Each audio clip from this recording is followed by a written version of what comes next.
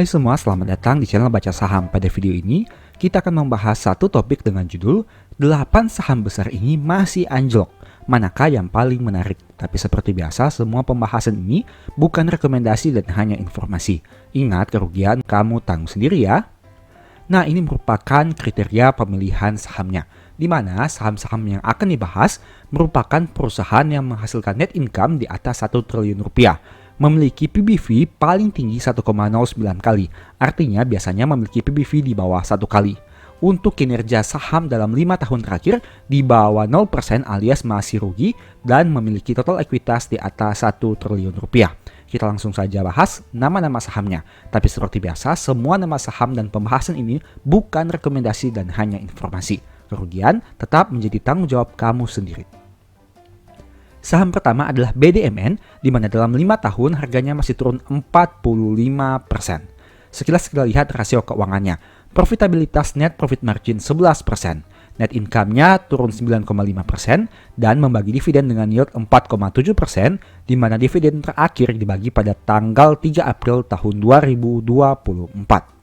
Sekilas kita lihat tentang kinerja keuangannya. BDMN menghasilkan laba yang bisa dikatakan mengalami pertumbuhan di tahun 2023 dibandingkan tahun 2022, 2021, dan 2020. Tapi kinerja di tahun 2023 ini belum bisa sebaik kinerja di tahun 2019 dan 2018 sebelum adanya krisis ekonomi. Bagaimana dengan data per kuarternya? Di Q2 tahun 2024, perusahaan ini menghasilkan laba sekitar 650 miliar yang mana mengalami penurunan dibandingkan Q1 tahun 2024, Q4 tahun 2023, Q3 tahun 2023, dan Q2 tahun 2023, begitu juga dengan Q1 tahun 2023. Itu artinya kinerja pada Q2 tahun 2024 menjadi yang terendah dalam 6 triwulan terakhir. Sekarang kita lihat terkait historical PBV. Rata-rata PBV dalam 5 tahun untuk saham BDMN adalah 0,61 kali. Dan saat video ini dibuat, PBV-nya berada di bawah rata-rata PBV-nya. Dulu sempat di atas PBV 0,86, tapi sempat juga turun di bawah PBV 0,48. Nah, ini menarik karena BDMN masih diperdagangkan di bawah book value-nya atau modal per lembarnya. Bagaimana dengan probabilitasnya? Kamu bisa lihat di sini, dalam 5 tahun terakhir, BDMN memiliki probabilitas 40% untuk kenaikannya, di mana 3 kali mengalami penurunan dan hanya 2 kali mengalami peningkatan. Nah, menariknya, dalam 5 tahun terakhir ini, pada bulan Juli, BDMN selalu menghasilkan kenaikan harga saham dengan probabilitas 100% mengalami kenaikan harga. Dan untuk bulan Desember, dalam 4 tahun terakhir selalu mengalami penurunan harga saham. Kita tunggu saja kinerjanya di tahun 2024 seperti apa. Tapi sebagai informasi hingga video ini dibuat, di tahun 2024 saham ini masih turun 6,7%. Untuk aspek dividen, saham BDMN ini juga bisa dikatakan konsisten membagi dividen setiap tahun, meskipun untuk nominalnya cukup fluktuatif dari tahun ke tahun. Tapi menariknya, sejak tahun 2021, perusahaan konsisten meningkatkan jumlah dividen per share dari waktu ke waktu. Dan itu berarti BDMN cukup menarik dari aspek dividennya. Meskipun kita harus mempertimbangkan harga belinya agar mendapatkan dividen dengan yield yang menarik. Kedua, TKIM, di mana harga sahamnya masih turun 30% dalam 5 tahun terakhir. Profitabilitas NPM-nya 45% dengan net income yang naik 124% secara quarter year on year growth, dan dividen yield-nya tidak menarik karena hanya 0,35% meskipun dibagi terakhir pada tahun 2024. Sekilas kita lihat kinerja tahunannya. Di tahun 2023 menghasilkan laba bersih 2,6 triliun yang turun sangat signifikan dibandingkan tahun 2022. Dan sebagai informasi, kinerja di tahun 2023 ini belum bisa sebaik kinerja 2 tahun sebelumnya, meskipun lebih baik dibandingkan tahun 2020 dan 2019. Bagaimana kinerja triwulannya? Hingga Q2 menghasilkan laba 1,8 triliun yang mana mengalami peningkatan bahkan menjadi yang tertinggi dalam 6 kuartal terakhir. Nah, ini menarik. Mungkin saja di tahun 2024 kita berharap TKIM mampu menghasilkan pertumbuhan kinerja yang lebih baik dibandingkan tahun-tahun sebelumnya. Karena dalam 2 kuartal terakhir ini, TKIM menghasilkan pertumbuhan laba yang signifikan dibandingkan data 6 kuartal terakhir. Untuk aspek historical PBV, rata-rata dalam 5 tahun PBV-nya 0,96 kali dan saat video ini dibuat diperdagangkan pada angka 0,53 kali. Artinya harga sahamnya sekitar setengah dari modal per lembar yang mereka miliki. Dulunya sempat diperdagangkan pada PBV di atas 1 kali, tapi pernah juga turun di bawah PBV 0,6 kali. Nah, ini menarik karena apabila nanti jika TKIM mampu naik saja ke PBV 1 kali, itu artinya akan terjadi kenaikan harga saham yang signifikan. Meskipun kita tidak tahu apakah hal itu akan terjadi atau tidak. Untuk aspek probabilitas, kamu bisa lihat dalam 5 tahun terakhir probabilitasnya rendah dengan angka 20% saja. Saham ini paling sering naik di bulan Agustus dengan probabilitas yang mencapai 80%. Tapi pada bulan Maret biasanya mengalami penurunan harga saham. Dan untuk aspek dividen, saham ini konsisten membagi dividen setiap tahun dalam beberapa tahun terakhir. Tapi, angka dividen per share-nya tidak menarik karena sejak tahun 2020 selalu konstan di angka 25 per lembar saham. Ketiga, BBTN, yang mana masih turun harga sahamnya sekitar 30% dalam 5 tahun. Net profit marginnya 8,8% dan net income-nya turun 4,72%. Untuk dividen yield-nya 3,5% dan terakhir dibagi di tahun 2024. Kinerja tahunannya di tahun 2023 masih mencetak laba yang memuaskan dengan angka 3,5 triliun yang mana menjadi yang tertinggi dalam 6 tahun terakhir. Bahkan lebih tinggi dibandingkan tahun 2022. Bagaimana kinerja triwulannya? Di tahun 2024, khususnya pada Q2, terjadi penurunan kinerja dibandingkan Q1 tahun 2024. Dan bisa dikatakan menjadi yang terendah dalam 4 kuartal terakhir. Meskipun begitu, kinerja di Q2 tahun 2024 ini bisa dikatakan hampir mirip seperti kinerja Q2 tahun 2023. Dan bisa dikatakan bahwa memang di Q2 dalam 2 tahun terakhir ini terjadi penurunan kinerja laba jika dibandingkan dengan periode Q1 sebelumnya. Untuk historical PBV, rata-rata dalam 5 tahun adalah 0,76 kali, dan saat video ini dibuat diperdagangkan pada angka 0,64 kali. Dulunya sempat di atas PBV 1 kali, tapi sempat juga turun di bawah PBV 0,64 kali. Kita tunggu saja untuk kinerjanya di tahun 2024, apakah harga sahamnya mampu untuk bangkit kembali. Untuk probabilitasnya, di bulan September menjadi bulan dengan angka probabilitas kenaikan yang paling rendah, yakni hanya 20% saja. Begitu juga dengan bulan Maret. Tapi menariknya pada bulan Oktober, saham BBTN ini memiliki probabilitas kenaikan 100%. Artinya dalam 4 tahun terakhir selalu mengalami kenaikan harga saham. Bahkan pada tahun 2020 dan 2021, harga sahamnya naik signifikan di bulan Oktober. Untuk aspek historical dividend, sayangnya saham ini sempat absen membagi dividen di tahun 2021. Meskipun begitu, sejak tahun 2022, 2023, dan 2024, saham ini konsisten membagi dividen dengan jumlah dividen per share yang meningkat. Kemudian BTPN, yang mana harga sahamnya turun 27,6% dalam 5 tahun terakhir. Sekilas tentang rasio keuangannya, net profit margin 11,3%, net income naik 6,1%, dan dividend yield 1,86% yang terakhir dibagi di tahun 2024. Untuk kinerja setahunnya, dalam 6 tahun terakhir, kinerja di tahun 2023 ini belum bisa sebaik dengan tahun 2022 dan tahun 2021, tapi masih lebih baik dibandingkan tahun 2020. Bagaimana kinerja triwulannya? Di Q2 tahun 2024 terjadi peningkatan laba dibandingkan Q1 tahun 2024. Bahkan menjadi yang tertinggi dalam 5 kuartal terakhir. Meskipun begitu, kinerja di Q2 tahun 2024 ini belum bisa sebaik kinerja di Q1 tahun 2023. Untuk historical PBV, kamu bisa lihat rata-rata dalam 5 tahun terakhir PBV-nya adalah 0,64 kali. Dan saat video ini buat di angka PBV 0,54 kali.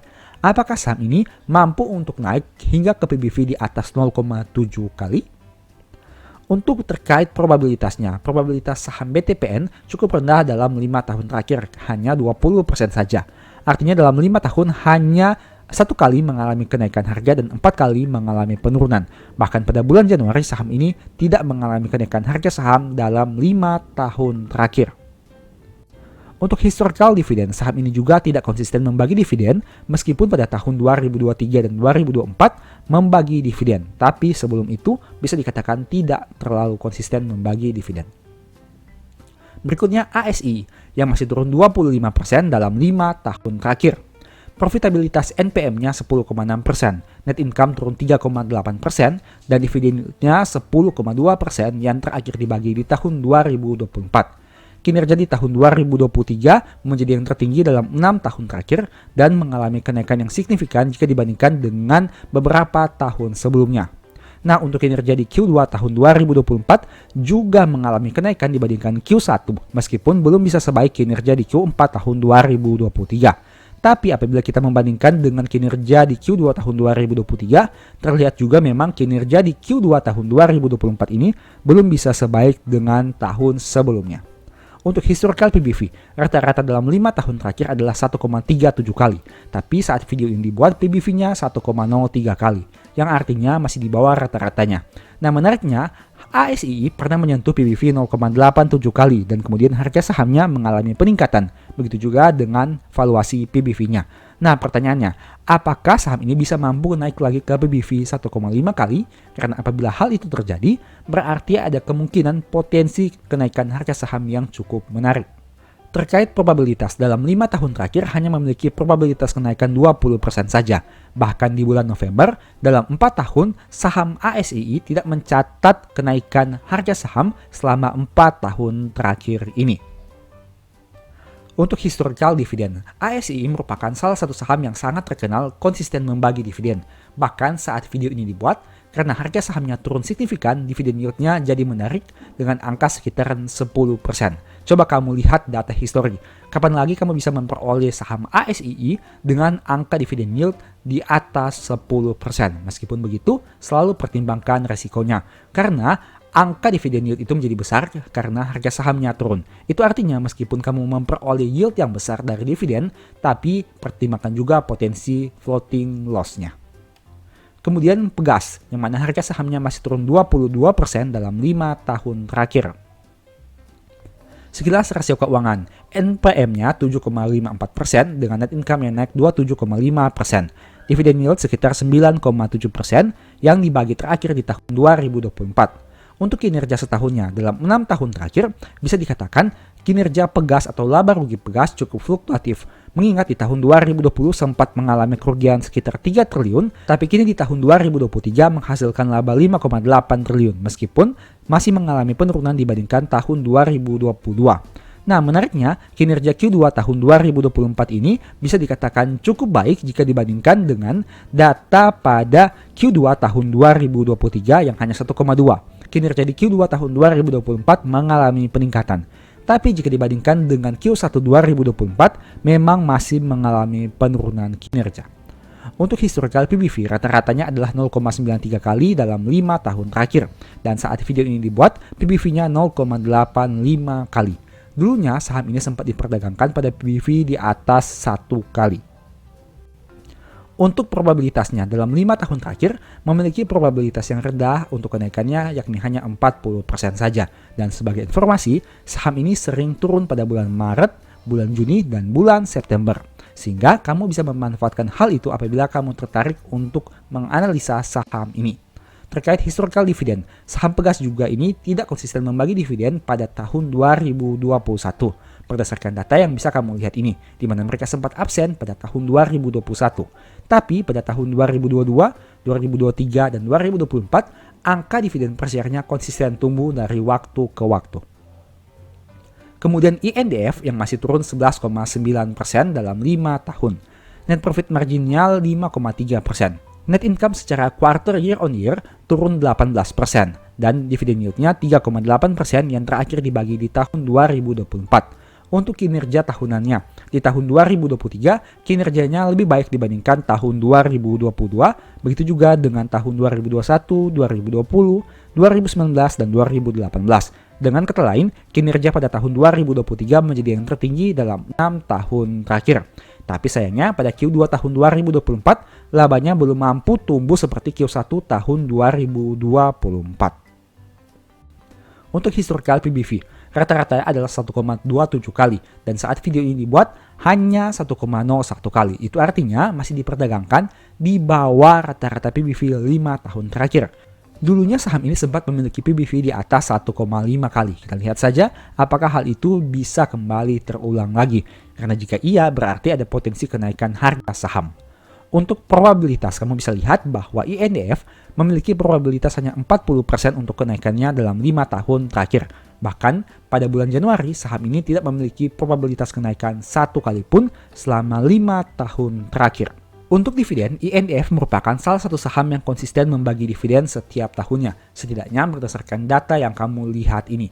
Meskipun begitu, angka dividen per share-nya bisa dikatakan cukup fluktuatif dari tahun ke tahun. Kemudian saham terakhir adalah BSDE yang masih turun 3,4% dalam 5 tahun terakhir. Net profitnya 25% dengan net income quarter year on year growth yang mana memiliki persentase 182%. Sayangnya saham ini tidak konsisten membagi dividen, di mana dividen terakhir yang dibagi yaitu tahun 2017. Untuk kinerja di tahun 2023 juga mengalami penurunan dibandingkan tahun 2022. Dan data pada Q2 tahun 2024 terlihat penurunan dibandingkan Q1 tahun 2024. Meskipun jika dilihat di sini, kinerja pada tahun 2024 ini jauh lebih baik dibandingkan kinerja pada tahun 2023 secara setahun. Untuk data historical PBV, rata-ratanya adalah 0,67 kali dan saat video ini dibuat diperdagangkan pada angka 0,70 kali. Itu artinya meskipun angka PBV masih di bawah 1 kali, tapi jika dilihat dalam 5 tahun terakhir, angka PBV saat video ini dibuat bisa dikatakan sudah di atas dari rata-rata PBV-nya. Untuk probabilitasnya memiliki probabilitas 40% kenaikan dalam 5 tahun terakhir. Artinya 3 kali mengalami penurunan dan hanya 2 kali mengalami peningkatan. Sebagai informasi, saham ini cenderung mengalami penurunan pada bulan Januari, Maret, Mei, dan bulan September.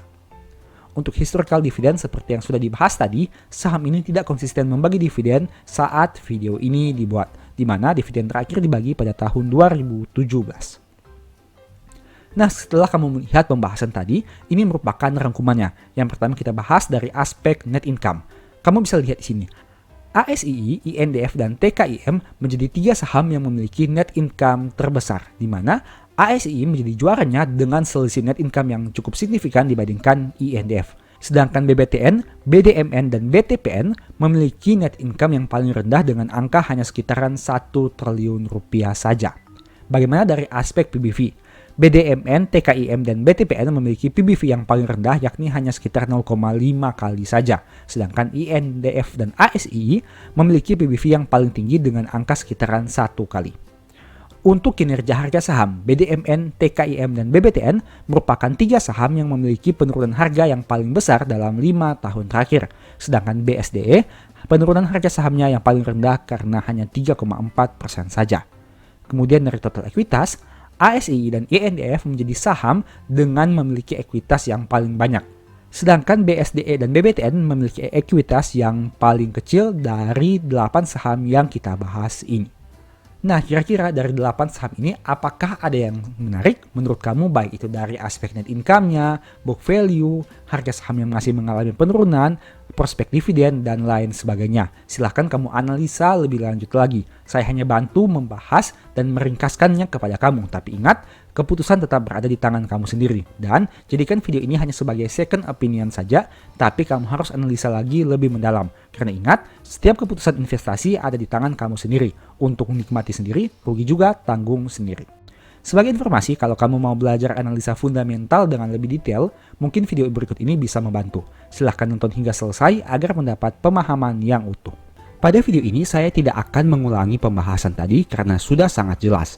Tapi saat ini saya mau membahas dari sudut pandang yang berbeda, yaitu saham seperti apa yang boleh di hold saat harganya turun dan saham seperti apa yang sebaiknya kita cut loss saat harganya turun. Saya akan menggunakan contoh kasus agar kamu lebih mudah memahaminya. Tapi ingat, semua nama saham yang disebutkan bukan rekomendasi. Saya tidak pernah mengatakan saham tersebut bagus atau jelek karena kamulah yang harus menentukan secara pribadi. Jadi, saham yang disebutkan hanya sebagai contoh saja. Berikut ini beberapa kriteria yang sebaiknya dipertimbangkan. Pertama, kebutuhan masyarakat atas produk atau jasa perusahaan. Kedua, kepemilikan saham dari pemegang mayoritas. Ketiga, top manajemen perusahaan apakah bermasalah atau tidak. Keempat, prospek kinerja ke depan, dalam hal ini penjualan dan pencapaian laba. Dan yang kelima, komposisi dan nominal hutang. Sekarang, mari kita bahas satu persatu. Pertama, kebutuhan masyarakat atas produk atau jasa perusahaan. Logikanya, kalau produk atau jasa perusahaan sudah kurang diminati, perusahaan tersebut akan sulit mencetak pertumbuhan laba. Jika menyebut nama Nokia dan BlackBerry, generasi sekarang mungkin sudah tidak mengetahuinya. Tapi bagaimana dengan generasi 90-an atau bahkan di bawah itu? Tentu kita sangat kenal dua brand handphone yang dulunya sangat populer. Dua merek HP itu sangat dicari dan dibutuhkan dulu. Hampir semua orang menggunakan salah satu dari dua merek tersebut. Tapi bagaimana setelah mengenal Android? Apakah Nokia dan BlackBerry tetap masih dibutuhkan? Kamu bisa lihat sendiri kondisi saat ini. Berapa banyak orang yang menggunakan HP dari dua merek itu. Menarik kan? Dulunya sangat dibutuhkan, tapi kini sudah ditinggalkan. Itu merupakan salah satu contoh nyata dari pentingnya melihat produk atau jasa suatu perusahaan. Apabila sudah ada indikasi produk atau jasanya mulai ditinggalkan, karena berbagai alasan, sebaiknya pertimbangkan untuk cut loss saham tersebut. Jangan sampai kamu sudah terlanjur rugi di atas 50%, baru berpikir untuk cut loss. Semakin cepat kamu menyadari signal buruk, semakin cepat kamu bisa cut loss. Tapi sebaliknya, apabila harga saham turun, tapi produk atau jasa perusahaan masih dibutuhkan, kamu bisa santai saja. Meski begitu, kamu perlu lihat lagi valuasi harga pembelianmu. Meski produknya sangat dibutuhkan, tapi kamu belinya terlalu mahal, berarti memang sebaiknya harus dipertimbangkan lebih jauh, apakah bisa di hold atau cut loss. Misal, kamu beli saham dengan PBV 30 kali yang menghasilkan laba 5 triliun. Di sisi yang lain, ada perusahaan yang PBV-nya hanya 3 kali, tapi labanya 50 triliun. Apakah menjadi masuk akal jika kamu tetap hold saham yang PBV-nya 30 kali itu? Artinya, kamu beli saham 30 kali lipat lebih mahal dari modalnya, hanya untuk perusahaan yang bisa menghasilkan laba 5 triliun. Padahal, di sisi yang lain, ada perusahaan yang bisa kamu beli dengan hanya 2-3 kali dari modalnya, tapi menghasilkan laba 50 triliun. Logikanya sederhana saja kan? Kedua, kepemilikan saham dari pemegang mayoritas. Saya punya satu pertanyaan sederhana. Katakanlah kamu seorang penjual bakso yang punya warung bakso. Kalau warung bakso kamu itu bagus, menghasilkan keuntungan yang terus bertambah setiap tahun, banyak pelanggan, hutang usahanya masih bisa dibayarkan dengan lancar, baksomu terkenal di mana-mana, pertanyaannya, apakah kamu mau jual kepemilikan saham kamu atas bisnis bakso itu? Logikanya, kalau kamu tahu usaha itu menguntungkan dan punya prospek yang bagus ke depan, kenapa harus dijual? Analogi itu bisa kita kaitkan dengan jual beli saham. Pemegang saham mayoritas yang tahu perusahaannya bagus, punya prospek yang cerah, mampu membayar hutang tepat waktu, produk atau jasanya terkenal, dan lain-lain. Tentu saja mereka tidak akan menjual saham miliknya secara mayoritas. Kalaupun dijual sedikit, total kepemilikan owner akan tetap lebih besar dibanding kepemilikan di masyarakat. Inilah salah satu tolak ukur yang bisa kamu gunakan. Apabila pemegang saham mayoritas dari saham yang kamu punya jual sahamnya hingga menjadi minoritas, sebaiknya pertimbangkan lagi untuk cut loss saham tersebut. Mereka saja yang tahu seluk-beluk saham itu mau jual sahamnya. Masakan kamu yang hanya penonton dari luar berani hold saham itu? Poin ketiga, top manajemen perusahaan bermasalah. Kalau kamu punya perusahaan, maukah kamu pekerjakan orang yang bermasalah sebagai bos di perusahaan itu? Tentu tidak kan? Dirinya saja bermasalah, bagaimana dia mau pimpin sebuah perusahaan? Logika sederhana itu bisa kamu gunakan saat menganalisa saham. Lihat saja track record direksi dan komisaris perusahaan. Apakah ada yang pernah terlibat kasus atau tidak? Di zaman sekarang ini, informasi sudah bisa ditemukan dari berbagai sumber. Kamu bisa mencari di Google dengan mengetik nama direksi atau komisaris, dan berbagai informasi akan disajikan kepada kamu. Kalau direksi atau komisaris perusahaan sudah diyakini terlibat suatu kasus, sebaiknya pertimbangkan lagi saham tersebut. Mungkin lebih aman kamu segera cut loss dan menderita kerugian, dibanding memutuskan terus hold saham itu, tapi tidak tahu kedepannya akan seperti apa. Kamu bisa cari di Google tentang beberapa saham yang dulunya top manajemen perusahaan itu sempat bermasalah. Bagaimana nasib saham-saham itu sekarang? Adakah yang harga sahamnya terus naik secara konsisten? ataukah hanya menjadi saham dengan fluktuasi naik turun yang sangat tinggi? Silahkan buktikan sendiri dengan melihat realita yang terjadi di bursa. Keempat, prospek kinerja ke depan, dalam hal ini penjualan dan pencapaian laba. Perusahaan akan bisa bertahan kalau dia mampu menghasilkan laba, tapi perusahaan baru bisa maju jika dia mampu meningkatkan laba. Dua hal ini serupa tapi tidak sama. Perusahaan yang mampu hasilkan laba itu bagus, tapi perusahaan yang mampu meningkatkan labanya itu lebih bagus. Meski begitu, harus ingat, laba itu berasal dari penjualan produk atau jasa. Jadi, yang lebih dahulu harus kamu cek adalah apakah penjualan produk atau jasa perusahaan itu bisa tumbuh setiap tahun atau tidak. Jika penjualan dan laba perusahaan terus tumbuh, itu bagus. Tapi, jika penjualan dan laba perusahaan terus turun, itu bahaya. Kamu bisa menemukan berbagai karakteristik perusahaan di bursa. Ada yang penjualan dan labanya terus naik. Ada yang penjualan dan labanya terus turun.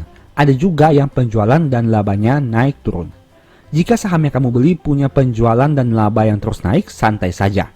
Jika saham yang kamu beli punya penjualan dan laba yang terus turun, pertimbangkan untuk cut loss. Jika saham yang kamu beli punya penjualan yang naik tapi labanya turun, silahkan cek lagi di laporan keuangannya sebelum memutuskan hold atau cut loss. Ada beberapa perusahaan yang penjualannya naik tapi labanya malah berkurang. Itu bisa disebabkan oleh banyak faktor seperti biaya pokok penjualan yang naik, biaya operasional yang naik drastis, ada kerugian selisih kurs, ada biaya lainnya, dan masih banyak lagi. Yang jelas, kamu perlu cari tahu lebih jauh lagi di laporan keuangan perusahaan. Apakah hal itu bersifat permanen atau hanya sementara saja? Jika permanen, pertimbangkan untuk cut loss secepat mungkin. Jika hanya sementara, kamu bisa hold dulu sambil menunggu kinerja terbarunya. Menurut saya pribadi, laba merupakan satu komponen terpenting di laporan keuangan. Sebagus apapun kinerja dan laporan keuangannya, tapi mereka tidak mampu cetak laba, menurut saya itu tidak ada artinya. Labalah yang akan membuat ekuitas perusahaan terus bertambah.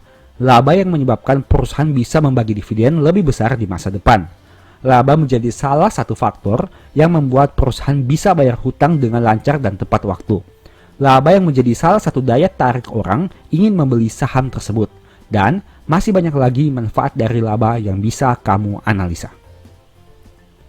Poin kelima, komposisi dan nominal hutang. Menurut saya pribadi, semakin besar hutang yang dimiliki membuat risiko perusahaan itu menjadi semakin besar juga. Kamu pilih mana? Meminjamkan uang 100 juta kepada orang yang punya aset 10 juta atau meminjamkan uang 100 juta kepada orang yang punya aset 1 miliar. Logika sederhana itu bisa kamu gunakan untuk analisa saham. Meski tidak menjamin, tapi masih lebih aman jika perusahaan punya komposisi dan nominal hutang yang lebih kecil dari ekuitas yang mereka miliki. Dalam hal ini kamu bisa melihat rasio DER perusahaan. Semakin besar rasio ini berarti komponen hutang terhadap modal perusahaan menjadi lebih besar. Ada dua hal sederhana yang bisa kamu perhatikan, yaitu yang pertama, cek apakah total hutang lebih besar dari modal perusahaan.